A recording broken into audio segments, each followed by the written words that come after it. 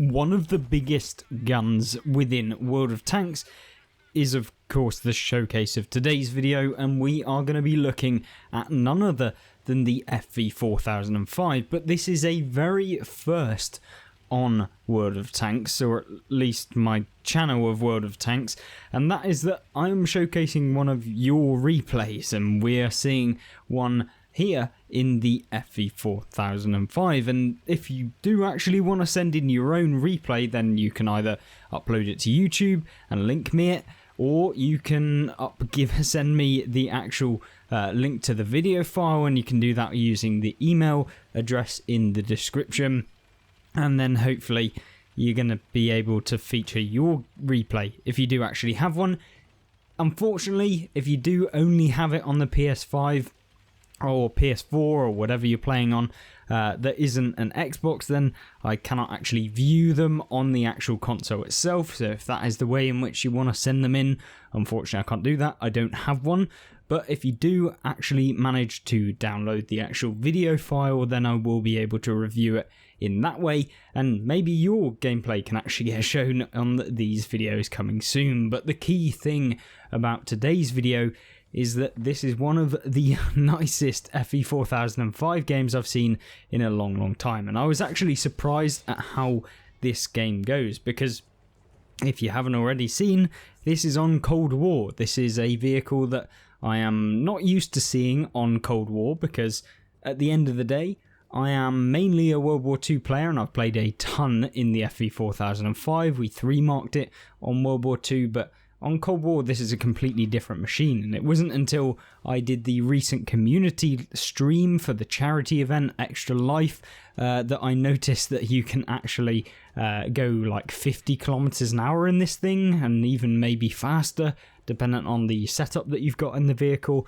and that it's more accurate and stuff like that. It's rather concerning when I saw how this was different to the actual version of the FV4005 in the game. But of course, you guys probably already know that if you've played the 4005 on Cold War.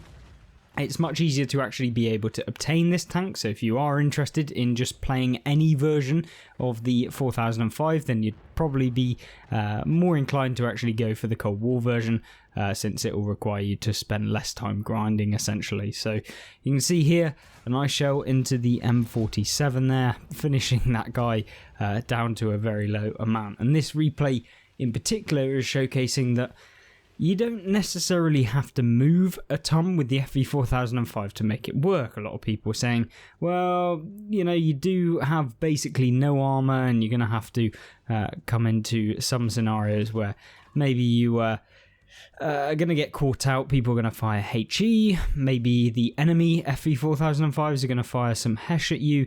You never really know. But the whole point in this is that even with all of that going on, you can pen people for a ton of damage, and that is what you're seeing within this gameplay. And although there's only been 2,500 damage done so far, this is going to skyrocket within this game, and actually one of the better games that I've seen in the 4005 in a long time, in both modes. Now, it's not the best game I've seen, because I have seen a game by one of my friends in the 4005, maybe it was the FV215B183 actually, that managed to do 13,000 damage, I believe, off the top of my head, which was unbelievable, and that was in World War II on Lakeville. But this one is going to see how you can do in Cold War, and this is probably a more consistent weapon, I guess, in Cold War, because essentially your reload is a little bit shorter, I believe. You also get a little bit better gun statistics. It's faster of a vehicle, and so you can come away with some wins quite nicely. And I guess maybe I should actually try and do a video reviewing both the 4005 on World War II and also Cold War, and it'd be interesting to see your opinions on both versions if you have already unlocked it, since you're probably more clued in than maybe I am at this point if you have played the Cold War version. Now then, 5,200 damage has been done within the replay so far, and this is an amazing replay. And it's 6-9, so the team are down by 3 vehicles, and it's only going to get worse as the game moves on. to the point where, of course, our player here is going to have to carry super hard. And this is one of the key things that I find most people kind of, I guess, end up doing the wrong decisions. Of course, you could poke the ridgeline, maybe you'd be able to find someone to take a shot at, but at the end of the day, if you do expose yourself, because it's Cold War, everyone is going to see you, regardless of whether you're spotted or not, and 90% of the time you're going to get spotted anyway. So you're going to see this M103 on the team kind of take the more forward position, just trying to get some shells onto the Tyran, which I believe is the Italian medium or Italian vehicle that they introduced into the game. It may even be the Israeli, I'm not entirely sure, but a nice auto-aim shell there pens him nonetheless. And of course, always love the use of auto-aim. And of course, it can work with this vehicle, especially with the AP rounds, because the AP penetration of this vehicle is amazing. So you never really have any worries. But Bullet Baron here is just waiting to fully reload, then probably going to finish off this Tyran if he hasn't already been removed, which he has. And then the enemy Tyran 4 there out in the open as well. So it's just a case of waiting for the reload to finish off. So yeah, 7,300 damage done. And you might be thinking, well, does this thing lose a ton of money? Because on World War II, you just lose money every single game, and you feel like you're never really getting anywhere. You're just costing yourself a fortune, especially if you're using the Hesh rounds, which I highly recommend you do. One thing that I did note that I don't believe our player here is using is the advanced kind of reload perk, or I can't remember. It's like advanced loader or something like that, which is essentially where you can swap rounds. It's an equipment piece. Allows you to swap the rounds in your vehicle for free. So you could swap between your AP, your Hesh, or your HE. To be honest with you, I had no idea why you would fire HE in this thing, unless of course you're just trying to save some money, because Hesh is literally just a better version of the HE with way more penetration, so you don't ever have to really worry about pen with the Hesh over something like the HE. So this is something I would always recommend to every single FE 4005 player to use, is just not to worry about actually firing the HE or the standard HE rather than the premium Hesh that you can get. So this is one thing that I hope you guys can take away from this video, is to potentially just use the Hesh all of the time. And you could even warrant taking absolutely zero AP and just firing Hesh rounds in this thing. I wouldn't necessarily think it's the worst thing in the world. And yeah, that's kind of my opinion, of course, but you may or may not have a warranted opinion for choosing something different. Now, the Conway on the enemy team, of course, being the tank that leads onto this, decides he's going to YOLO into this vehicle, which is it's not going to end up very well for this Conway, as he realizes that the reload of the FE 4005 is not short enough to, or not long enough to be able to finish him off. And especially when you decide to bounce some rounds off of this vehicle, it's definitely not enough. Now, there's a nice auto-aim shot on the move, which we love to see in World of Tanks, and that happens more often than probably not. And so, yeah, I really did enjoy seeing some of these hit. We're getting the trifecta here, the Charioteer as well, which leads onto the Conway and then onto the 4005. So you've got all of them really at this point. The T-44 on the enemy team deciding that he's going to YOLO, and unfortunately for him, doesn't end up very well. But then there's two vehicles on the enemy team left alive, which include this medium tank here and one other medium that we have no idea where he is. Is he going to be advancing towards him? Is it going to be a pincer maneuver? Are they going to come from both sides and then try and finish him off? We're unsure at this point in time, but the Object 165 being the medium tank that kind of leads on from a lot of the Soviet tech tree mediums in the Cold War mode is then pushing forward, and you can see him here. It's probably not the best idea to be sat out in the open in this thing, but you can get away with it at the later stages of the game, so you don't have to play as passively as maybe you were seeing in the beginning of the game.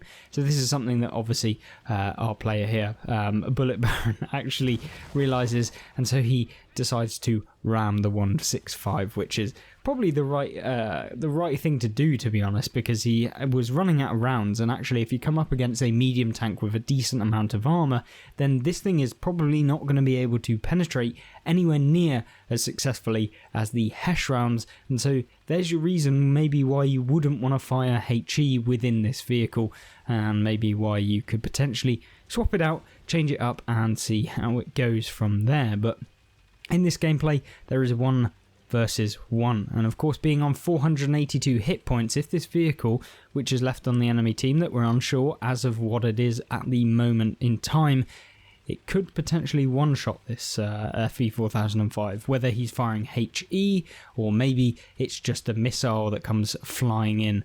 You never know, and with the the game as it is currently, you've really got to be a little bit careful, because remember, if you've got a keen eye on Cold War, then you can come out looking very substantially better off than maybe if you're having to wear glasses like I do. It is essentially what I've got to say on this mode. So you've just got to basically keep your eyes out in the game, not only for the vehicles that are spotted, but also ones that aren't.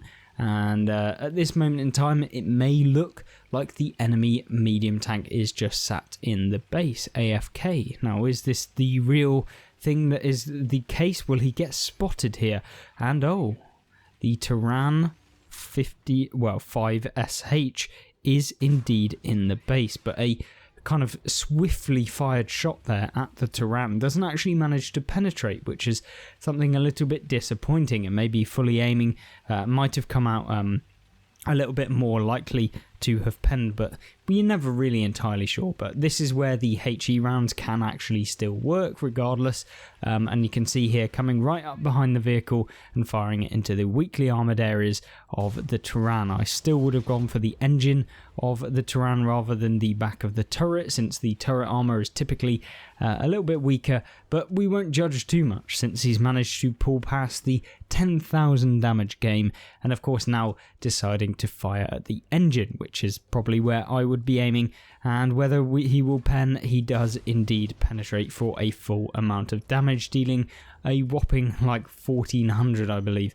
or 1000 maybe with this. But he thinks about ramming, but that would probably not be the best idea, because you never know how heavy that vehicle is and how much damage it's going to do, or maybe he has the ramming perk, you have no idea. So waits just to fully reload and finishes the guy off for 11,229 damage, which is a really great result in the FE4005, picking up nearly 2,000 base experience, 5 enemies taken out, and Bullet Baron had an amazing game.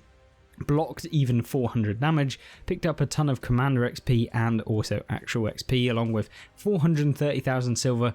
Unknown whether he's using a ×2 silver booster, we have no idea. Maybe he was, maybe he wasn't, but that would have been a ridiculous amount of silver if he did not have a ×2 and used one. But yeah, it's a very interesting game to see, and thank you very much for uploading it. If you too have a video or you have something you want to showcase on the channel, then please feel free to send it to the email address in the description of the videos. This will help me out massively, as well as be able to showcase some of your content too, because at the end of the day, all of my videos up until this point were showing only my gameplay. So yes, the first of many maybe. It is kind of down to you guys, but thank you very much for watching. I hope you join me in the next one. Goodbye.